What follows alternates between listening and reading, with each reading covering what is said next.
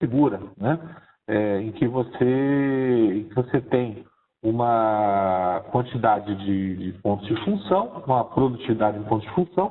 Essa produtividade necessariamente é menor do que esse índice de produtividade, né? Necessariamente menor do que quando se compara com o modelo onde eu não tenho o SNAP. Então, por exemplo, se aqui, né, eu tenho, digamos, 10 horas por ponto de função, aqui, necessariamente, eu tenho que ter um número menor do que 10. Por quê? Porque parte dessas horas vai estar espalhada na quantidade de snap points. Tá certo, Antônio? Se você puder colocar na caixa de texto ou ligar o seu microfone, só para eu saber se eu consegui atender a sua necessidade. Não, entendi. Fui eu que perguntei, foi o Rosa que perguntou. Mas entendi, agora entendi. O ideal seria que a gente desse uma fatiada aí, né? A partir do momento que a gente começasse. Porque a gente já tem produtividade medida com PF sem cenários netos, né? Exatamente. Né? Alcançar essa transição é algo assim extremamente caro, porque nós temos 30 anos aí de referenciais de desempenho expressos apenas num modelo baseado em pontos de função, né? E a gente transitar para um outro modelo como esse envolve a gente criar inteligência expressa em termos desse modelo, dados de calibração, vamos dizer assim, né? Isso é uma coisa que não acontece de um dia para outro, isso é uma coisa que envolve anos. Então, eu diria que a primeira etapa é a métrica estabilizar, né? Como assim a métrica estabilizar? A última versão do CPM é de 2010, a versão 4.3.1. Nós estamos em 2018.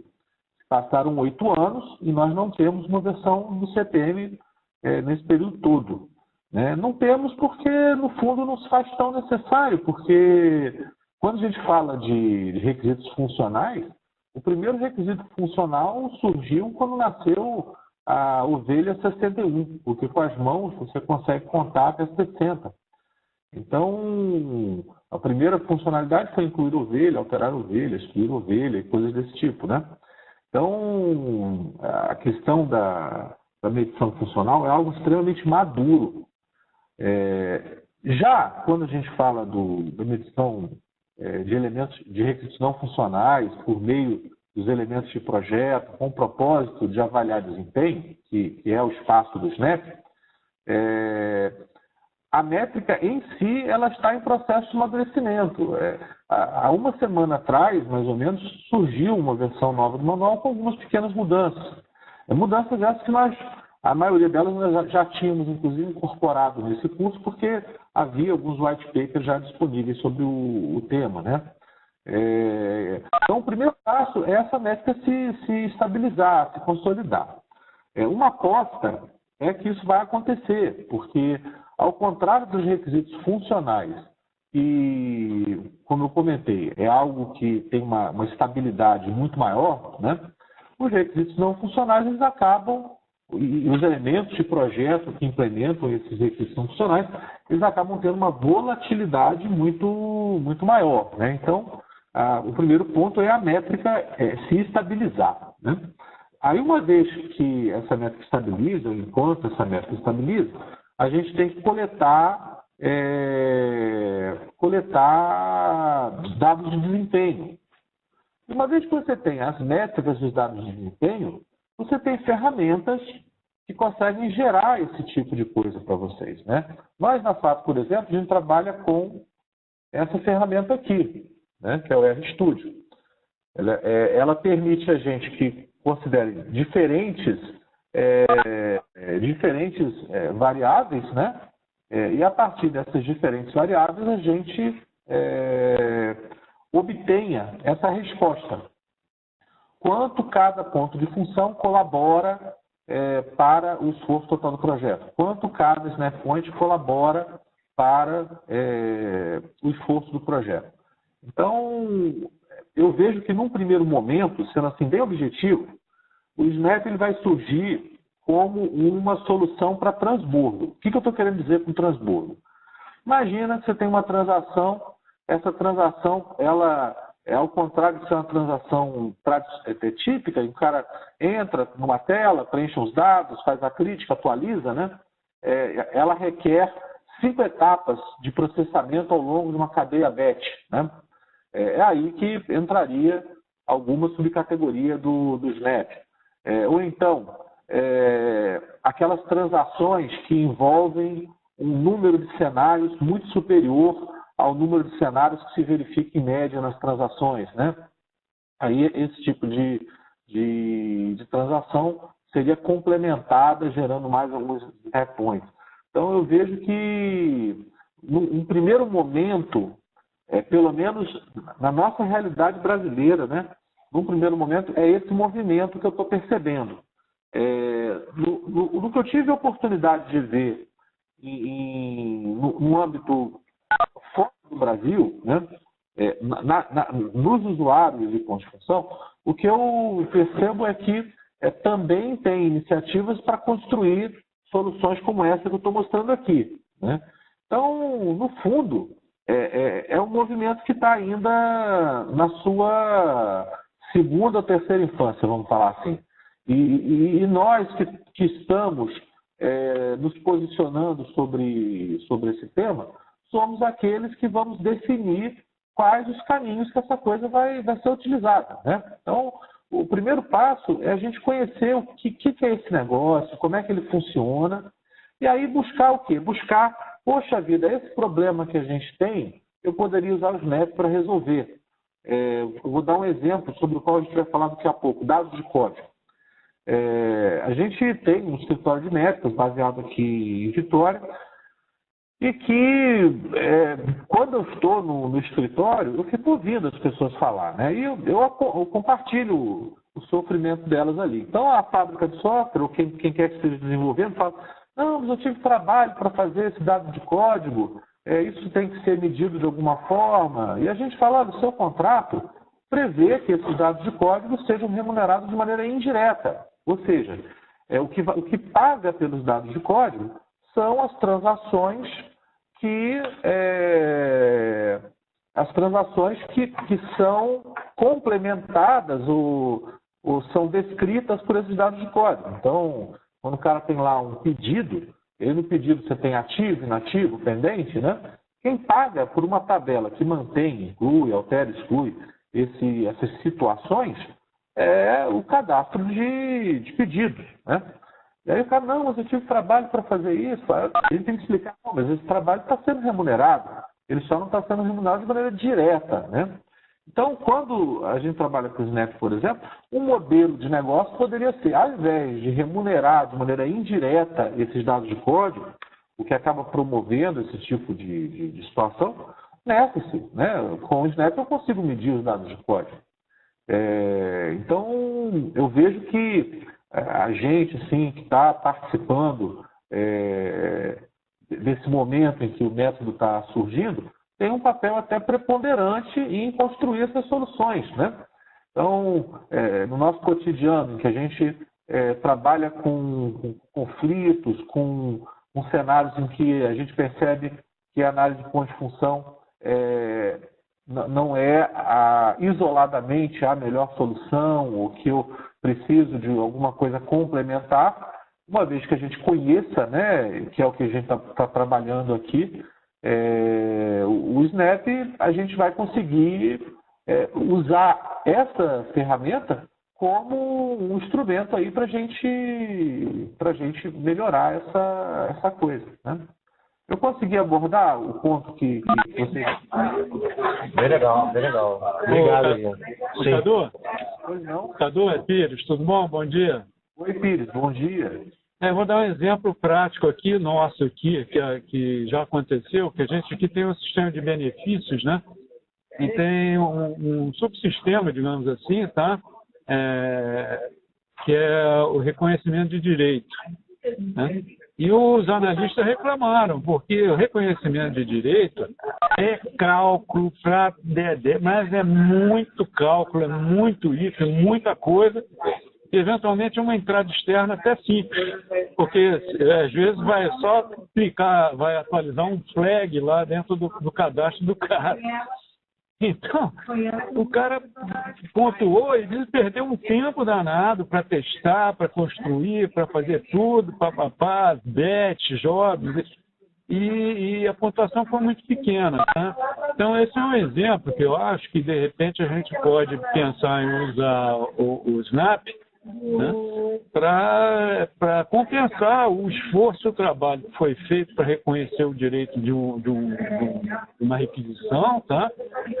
E demandou horas e horas e horas, diferente de uma entrada externa simples, que lê um, dois arquivos e faz um outro cálculo, né, e atualiza. Então, se você estiver usando sei lá, 18 horas por ponto de função, né? Isso vai dar, o cara vai gastar muito mais do que as 18 horas por ponto de função daquela transação. Né? Eu acho que esse é um exemplo nosso aqui, tá? Que acontece. Perfeitamente.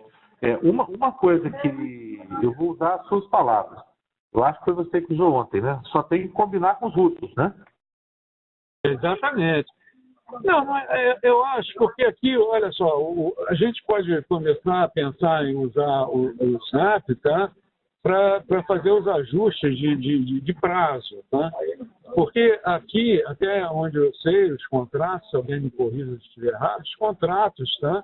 São feitos por quantidade de pontos de função, digamos, um budget, né? Um orçamento para o ano todo e tudo mais, tá? E os prazos são propostos, né, nas propostas de atendimento das demandas do cliente. Então, o cliente pede uma coisa, a gente avalia, vê qual o prazo, vê que dia vai começar, que dia vai terminar, tá? Então, não é assim, não existe uma regra para prazo. O prazo são propostas ao cliente. Tá? Então, a gente pode ajustar, usando o Snap, para cada demanda do cliente, né? Dizer, olha, isso aqui, não precisa nem falar que tem Snap, né? Isso aqui eu vou levar tanto tempo, né? Mas, a princípio, é como eu falei ontem, né? Vamos combinar com os russos, que pelo menos fica melhor. Perfeito. Não, excelente. Só sobre esse tema do prazo, né? Só que esses modelos que a gente apresentou aqui são modelos lineares, né? São modelos lineares. Quando você faz uma avaliação de prazo, a gente percebe que os prazos eles têm um comportamento que não é linear. Projetos maiores, eles tendem a demorar mais tempo do que projetos menores proporcionalmente, vamos colocar assim, né? Então, eu tinha um desenho aqui que eu tinha gerado sobre esse tema. Não, Cadu, olha só, isso com certeza que você está falando, né? Mas eu estou dizendo, por exemplo, nessa questão dessa transação de reconhecimento de direito, tá? O prazo poderia ser maior, tá? Dado a quantidade de IFs aninhados, por exemplo, jobs que foram necessários e tudo mais para realizar uma transação só. Inclusive o que você está comentando, né? O que o Snap faz. O Snap faz exatamente isso aí que você está comentando, né? O que eu estou alertando é que esse modelo que a gente desenhou aqui, no caso para esforço, né? Para ilustrar qual é a aplicabilidade do método, né? Ele é um modelo todo linear. Se você observar aqui, ó, eu tenho vezes e tenho vezes, né? Quando eu trabalho com prazo, é importante ter algum componentezinho aqui em cima elevado. É só isso que eu estou querendo comentar, entendeu? Porque não é uma reta, não é um plano. Não. Então, só para... Tá perfeito o que você colocou. Só estou complementando que se o objetivo é prazo, é importante que a gente coloca algum componente exponencial. E o prazo não é só multiplicar. Por exemplo, lá no X, se recomenda lá que ele elevar a 0,36, né?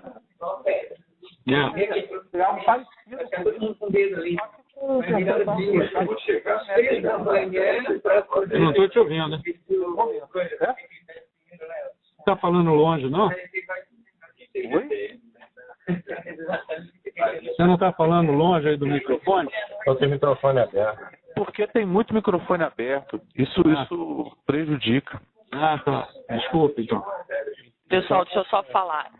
Desculpa interromper, assim, na verdade não tem nenhum microfone aberto. O que tem aberto é o do Carlos, professor instrutor, e o do Pires. Mas é que tinha... Pires, Pires, enquanto ele estiver falando, Carlos, seja bom você fechar o seu. Porque o ruído vem do seu ambiente. Quando você fazendo. Eu sei, querido, mas quando você não estiver falando, ele for responder, e aí para tirar o ruído do seu ambiente, você fechar o seu, entendeu? É que eu estou fazendo, só que eu estou falando, por exemplo, já tem gente falando aqui atrás, tá?